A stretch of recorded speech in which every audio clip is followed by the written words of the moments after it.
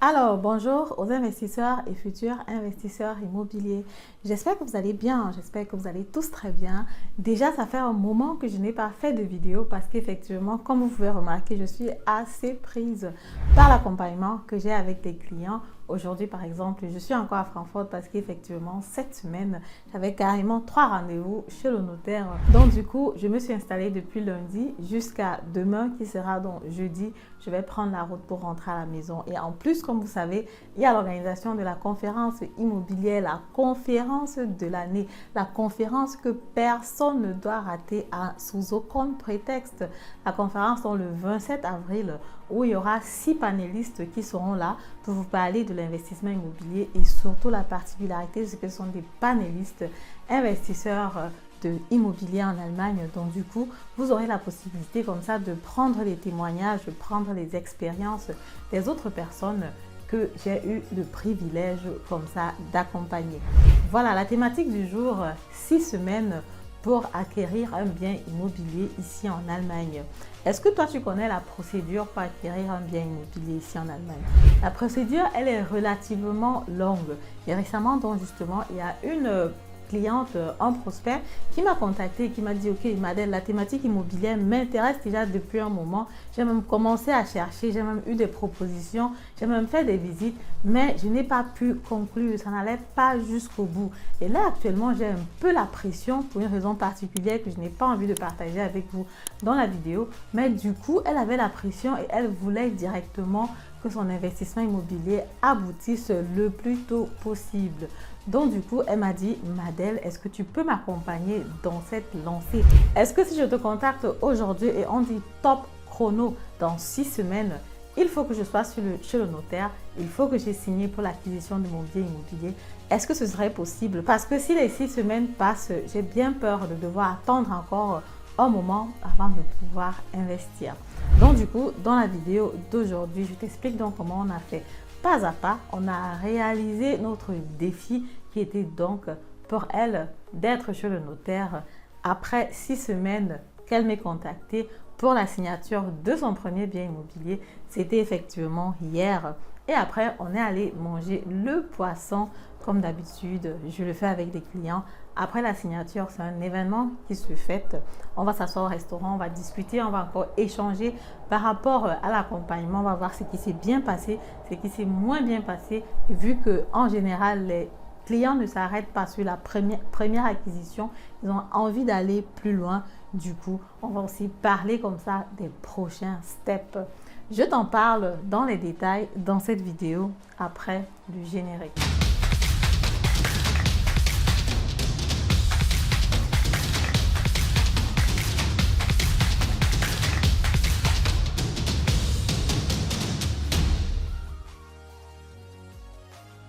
Alors, acquérir son premier bien immobilier en 6 semaines, top, c'est parti. La première semaine dont tu me contactes, tu me parles de tes projets, de tes ambitions si tu veux acquérir un bien immobilier locatif. Parce que ça, c'est important. Il faut que ce soit un bien immobilier locatif pour que ça puisse aller vite. Ce que je fais, c'est que je regarde avec toi, c'est quoi ta capacité d'emprunt. Je te présente dans les différents biens immobiliers qui sont dans mon portfolio pour que tu me dises quel est le bien immobilier qui te convient le plus.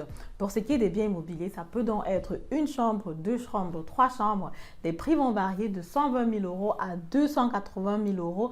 Donc, ce serait maintenant à toi de choisir selon ta capacité d'emprunt. Pour ce bien, il s'agit d'un bien de 2 pièces avec un grand balcon, un garage en bas et aussi naturellement le sous-sol, le qu'elle a. Donc, elle a donc choisi ce bien immobilier donc, de 2 pièces. On est donc parti là-dessus. L'enveloppe de financement devait être entre 185 000 euros par là. Je ne me souviens pas exactement. On est sur un bien immobilier qui est situé à 20 km de Francfort. Vu qu'elle était très engagée, ce qu'on a fait, c'est que directement la première semaine, on introduit le dossier à la banque. Parce qu'on veut comme ça avoir l'offre de financement. L'offre de financement va déterminer le montant des traites que tu vas payer à la banque. Et à partir de là, on pourra faire le calcul et savoir si ça va marcher ou alors si ça ne va pas marcher du tout. Dans la première semaine, on introduit le dossier à la banque. L'offre de financement, elle est bonne. Et aussi directement, le banquier dit: si vous voulez ce bien immobilier là, faites rapidement, j'ai besoin de tel document pour qu'effectivement le dossier passe à la validation finale. Parce qu'effectivement, la première offre, généralement, quand tu la reçois, elle est valide pendant une semaine. Tu as une semaine pour dire, OK, je suis d'accord, je prends l'offre. Et quand tu dis que tu prends l'offre et que tu fournis tous les documents nécessaires, ce que le banquier fait, c'est qu'il va justement envoyer tous les dossiers au créditabteilung, dans le département où tout va être décidé. Et en ce moment-là, le dossier peut rester jusqu'à 2 semaines là-bas pour la décision finale. Mais vu qu'elle était pressée après l'offre, elle n'a pas attendu les 1 semaine, elle a directement validé l'offre du banquier et puis le banquier a demandé les documents qu'il fallait fournir. D'un côté, ses documents personnels, de l'autre côté, les documents de l'appartement qui sont généralement à ma disposition, donc ce n'est pas un problème. Le banquier a reçu déjà tous les documents la première semaine, type top. La deuxième semaine, donc, on regarde encore l'offre de financement et on se dit, OK, est-ce qu'il y a des choses qu'on veut par exemple améliorer? Est-ce qu'on veut améliorer le taux de remboursement? Est-ce qu'on veut améliorer? Est-ce qu'on veut des remboursements anticipés? Qu'est-ce qui va se passer? Bon, elle, dans son cas, il n'y avait pas forcément d'amélioration à faire. Donc, du coup, elle était satisfaite avec l'offre de la banque parce qu'effectivement, je pense qu'on était 0,5% plus bas qu'une offre qu'elle avait eue par le passé. C'est vrai qu'en ce moment, les taux d'intérêt avaient vraiment baissé. Donc, du coup, l'offre, elle a directement pris sans hésiter, quoi. Et quand le banquier reçoit même encore tes documents plus tôt, ce qui se passe, c'est qu'au moment de la validation finale, tu as encore un taux d'intérêt qui est amélioré. Donc, du coup, c'était tout simplement génial pour elle. La deuxième semaine, ce qu'on va faire aussi, c'est qu'on va regarder les documents de l'appartement pas à pas. C'est quoi les protocoles? C'est quoi le plan énergétique? C'est quoi les dépenses auxquelles il faut s'attendre? Le bien immobilier, il est construit en quelle année? Dans ce cas, c'était 1996. Allez, par exemple, comme ça, est-ce qu'il y a des choses à faire sur le toit? Est-ce qu'il y a des choses à faire sur la façade? Pour ce bien immobilier, voilà, on a juste fait ce qu'on appelle nettoyer la façade. Donc, du coup, c'était vraiment tip top. Propre le bien immobilier, il n'y avait vraiment pas de souci à ce niveau-là. Dans la deuxième semaine, on a passé le temps à regarder la documentation pas à pas pour qu'elle aussi ait une certaine sérénité quand elle investit sur le bien immobilier. La semaine 3, vu qu'on attend encore la validation de la banque, bon, on sait quand même que ça va passer parce que quand la banque fait une première proposition, si c'est qu'il y a des difficultés, généralement, elle va te signaler, quoi. Donc, du coup, la troisième semaine, on organise comme ça la visite parce qu'effectivement, tu ne peux pas acheter un bien immobilier quand tu n'as pas regardé, surtout quand c'est un premier bien immobilier. C'est vrai que moi, personnellement, j'ai déjà acheté des biens immobiliers sans regarder et tout s'est bien passé. Mais bon, il faut un certain courage pour le faire, il faut une certaine expérience. Il y a des personnes aussi qui le font parce qu'effectivement, comme je dis souvent, le bien immobilier, voilà, c'est 4 murs, c'est une personne qui vit à l'intérieur en général. Si la personne ne veut pas vivre à l'intérieur, ou si la personne a des difficultés à vivre à l'intérieur, bon, il ne va pas y vivre, quoi, ou bien il ne doit pas payer son loyer.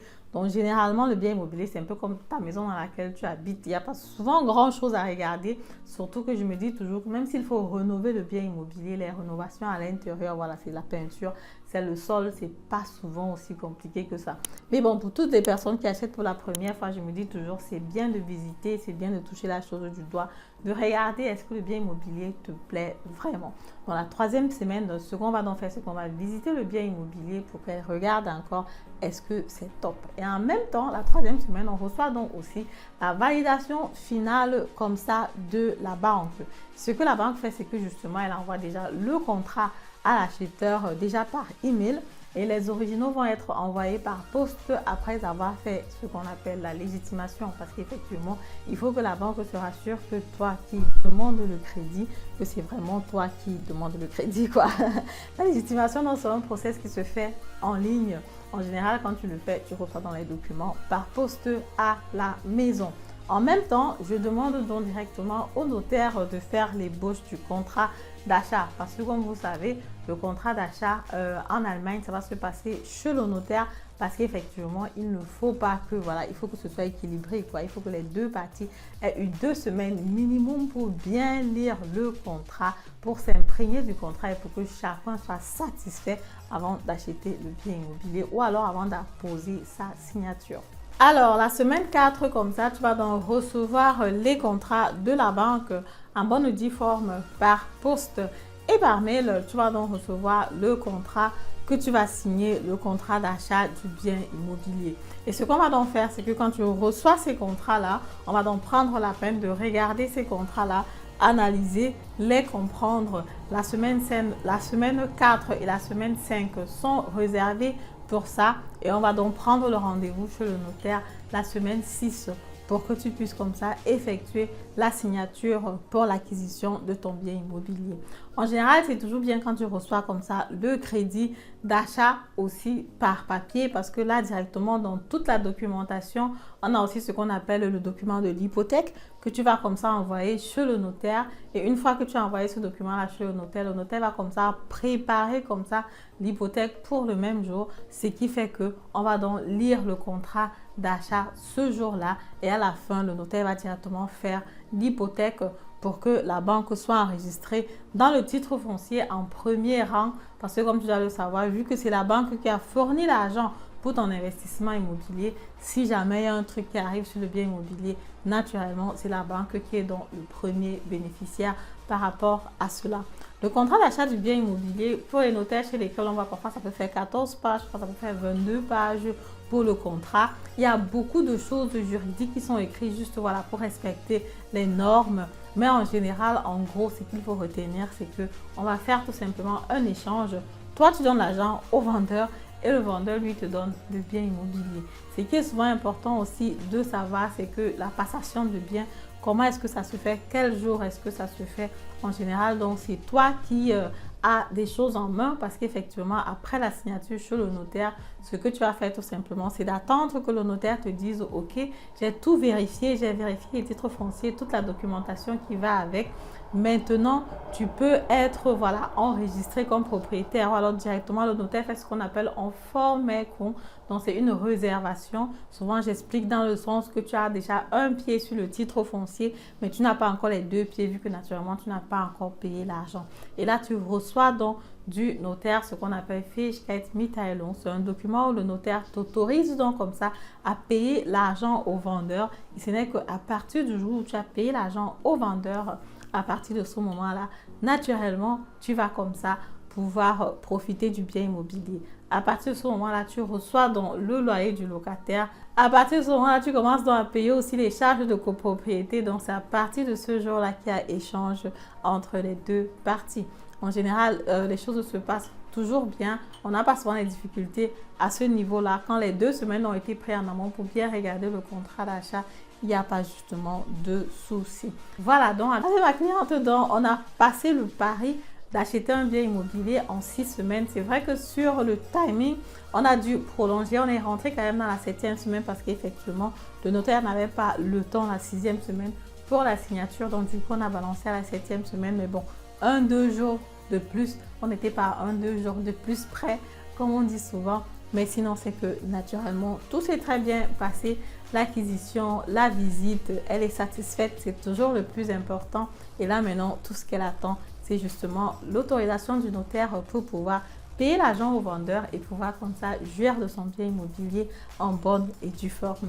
Si toi aussi, tu veux investir dans l'immobilier en Allemagne, si tu veux le faire en 6 semaines, en 3 mois, c'est comme tu veux, c'est toi qui détermines le tempo chez Immobilier en Allemagne. Ce qu'on fait tout simplement, c'est qu'on va t'assister, on va t'accompagner pour la réalisation de ton projet immobilier en respectant les conditions que toi, tu nous auras fixées.